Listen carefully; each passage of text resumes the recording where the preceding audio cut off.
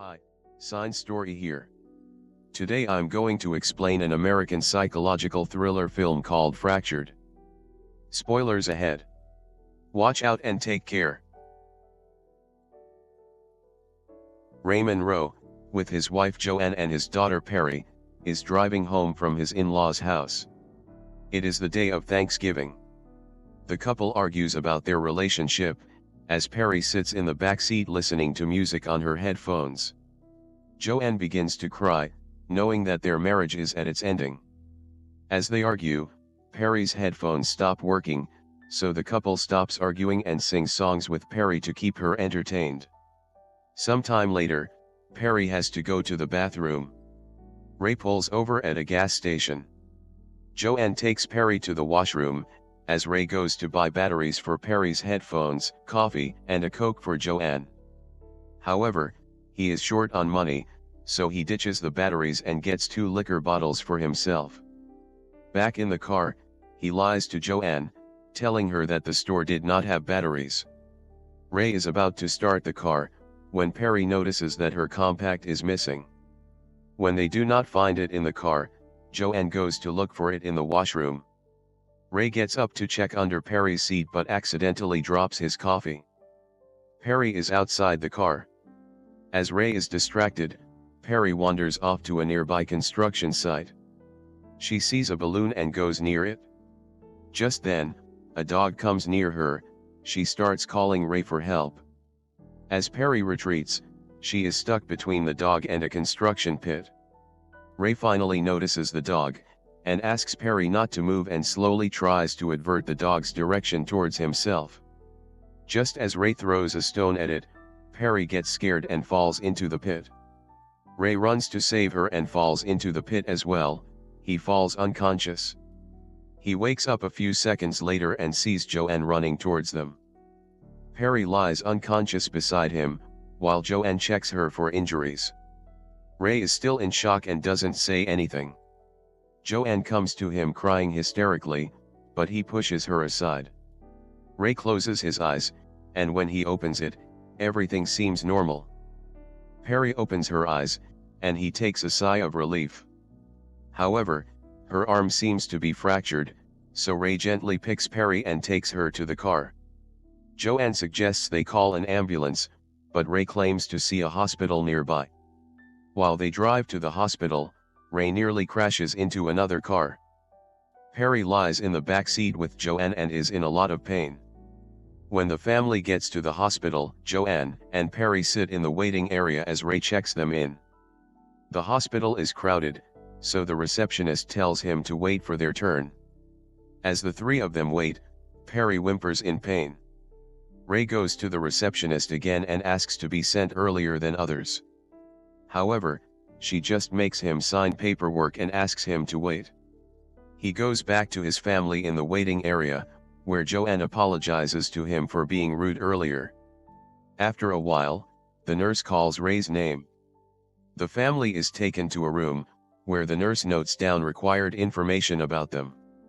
The questions start to get intrusive, which annoys the couple.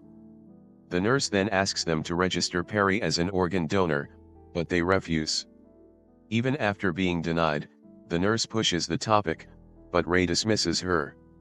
Another nurse then takes them to a ward. Peri is put into a hospital bed, and a doctor finally sees her. He confirms that Peri's arm is broken and tells them that she needs a cast. When the doctor finds out that Peri has also hit her head, he advises them to do a CT scan.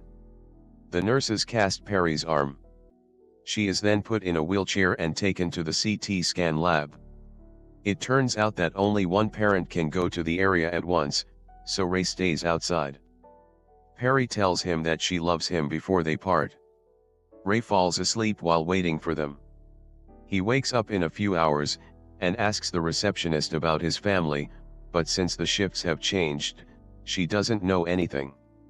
She asks him to wait while she checks the records. It has been several minutes, but the receptionist doesn't say anything. Ray asks her again, this time a little annoyed. She then checks the morning record, but Peri's name is not in it. Frustrated, Ray asks to see the doctor who checked Peri, but he has changed shifts too. Agitated, Ray yells at the receptionist and bangs her desk, so she immediately calls the CT room. However, the person from the lab tells her that only one old woman has come to the lab that day. Ray is beyond frustrated. He angrily asks her about his family, but the receptionist looks at him as if he is crazy. She even blames him for coming into the wrong hospital. Ray insists that it is not possible, but she ignores him and starts talking to someone else.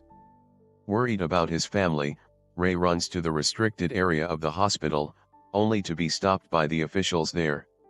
He informs them of their visit this morning.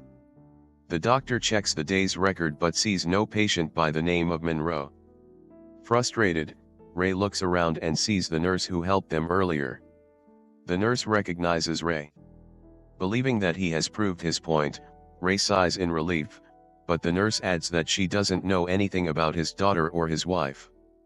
According to her, Ray came in for a head injury and was alone. Agitated, Ray blames the nurse for lying. The doctor assumes he has a contusion from his head injury and offers to treat him. However, Ray almost attacks the nurse and has to be restrained. The doctor injects him with sedatives to calm him down. He is then locked into a room by the guards. Ray tries to unlock the door, but the drugs make him hazy.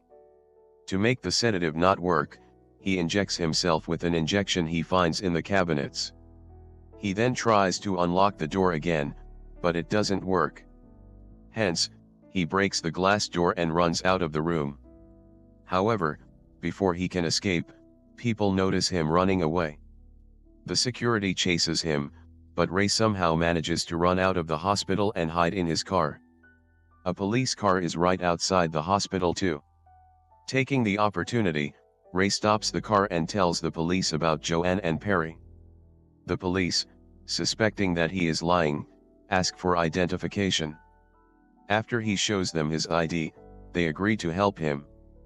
The receptionist sees Ray walk into the hospital again, but this time, she cannot do anything because of the police officers.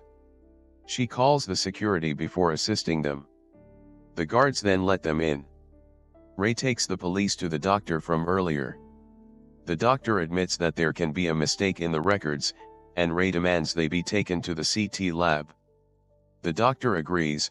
However, the guards take them to the third floor.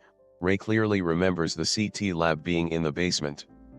At the lab, it is clear that Peri was never there. Ray then demands to call Dr. Bertram, who had checked Peri that morning.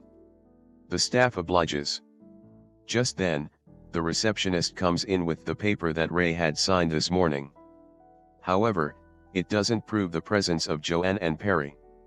Dr. Bertram finally arrives, and reveals that Ray came to the hospital alone to get treated for his head injury. The doctor had asked him to do a CT scan, but he refused, saying that his wife Abby was waiting for him outside. The police officers get suspicious of Ray because he has told them that his wife's name is Joanne, not Abby. Ray then reveals that Abby is his ex-wife, who has been dead for years. Helpless, Ray accuses the hospital of kidnapping his family. The security guard suggests they look at the CCTV camera footage to see if Ray is lying. The group then watches the footage for the morning, but Peri and Joanne are in none of them. Ray claims that it is because of the camera's angle. The police officers do not believe Ray's story anymore. Ray then asks them to go to the gas station to figure the truth. He even finds Peri's scarf near the hospital bed she was in the morning. He claims that this proves she was here, but the police need more evidence than that. The doctors suspect that Ray is not in a mentally stable condition, so they introduce him to a psychiatrist named Teresa Jacobs. Teresa takes Ray to a room and shows him his administration record, which doesn't mention Peri or Joanne. Teresa calmly talks to him and inquires about the incidents of that morning. She also asks him about Abby. Ray then reveals that Abby died 8 years ago in a car accident, and he couldn't save her because he was drunk. Frustrated, he starts to cry. Teresa now knows for sure that something is wrong. She suggests the police go look at the place the accident occurred this morning. According to Teresa, Joanne and Peri might still be there. The police officers then take Ray and Teresa to the construction site again. They call for backup to help them with the search. Then they find Peri's compact on the pit. They also see a pool of dried blood in the concrete. The police realize that this cannot be Ray's blood, because his injury isn't that bad. The missing people and the blood make the officers realize that the place is a crime scene. However, Ray, in turn, blames the police officers for planting the compact and the blood to falsely accuse Ray. He believes that the police want to save the hospital for what they have done to Joanne and Peri. Teresa, on the other hand, tries to calm Ray down and asks him what happened to Peri. Ray starts to blabber. Teresa then asks him if he pushed Peri down the pit. This makes Ray go silent. He doesn't move and stares into the distance. The police then arrest him on the suspicion of killing his wife and his daughter. As they are about to handcuff him, Ray snaps. He snatches the officer's gun and points it at Teresa. Then, he makes them go into the gas station and locks them there. Taking Teresa's key card, Ray drives to the hospital in a police car. He hides the gun and goes inside. His plan is to go to the basement, where he believes that Joanne and Peri are captured. While he is at it, he comes across the maternity room. The children remind him of the day Abby died. He reminisces of the death which had killed both Abby and his unborn kid. He somehow manages to get a doctor's apron and disguises himself as one. He gets into the elevator and is about to go to the basement, but the security guard from earlier joins him. He and Ray get into a fight. In the end, Ray strangles the guard to death and takes his keys. Ray is finally in the basement of the hospital. As he looks around, he finds Peri's toy in a bin nearby. Sure that his daughter is somewhere near, he takes the gun in his hand and searches for her. Then, he sees two doctors delivering boxes of human organs somewhere. Ray finally realizes that Joanne and Peri were brought here to get their organs harvested. This explains the nurse trying to make Peri an organ donor that morning. Ray then enters a room, and is horrified to see several dead bodies with missing organs. He rushes out of the room looking for Peri, and finally finds her in another room being operated on by surgeons. Joanne is in the corner of the room, highly sedated. The doctors had drugged her. Ray then holds the surgeons at gunpoint, and places both Joanne and Peri in a wheelchair. But before he can run away, the doctors restrain him. They are about to inject him with drugs, but Ray manages to free himself by shooting a device and causing an explosion. Ray finally runs out of the room with both Joanne and Peri in the wheelchair. He kills another doctor in the hallway. He brings his family out of the hospital and puts them in the back seat of his car. The family finally drives away to their home. Peri tells them that her arm still hurts, so Ray sings her a song to make her feel better. Just then, the camera pans to the back seat, and we see that the people sitting there are two random people that Ray has kidnapped from the middle of their surgery. Ray gets flashbacks from the morning, and we get to know that Peri died when she fell into the pit. When Ray pushed Joanne, he killed her as well. Ray's mind couldn't handle the pain of him being the reason for his family's death. Hence, his mind constructs a new reality in which both his wife and daughter are still alive. Ray believes he is rescuing them, but it is revealed that he has kidnapped a random patient from surgery. Joanne and Peri's dead bodies were inside the trunk of his car the whole time. The movie ends as Ray hallucinates Joanne telling him to take them home. And that's the heartbreaking ending of the movie. Subscribe for more videos like this, turn on notifications, and leave a like to help the channel out. Thank you for watching.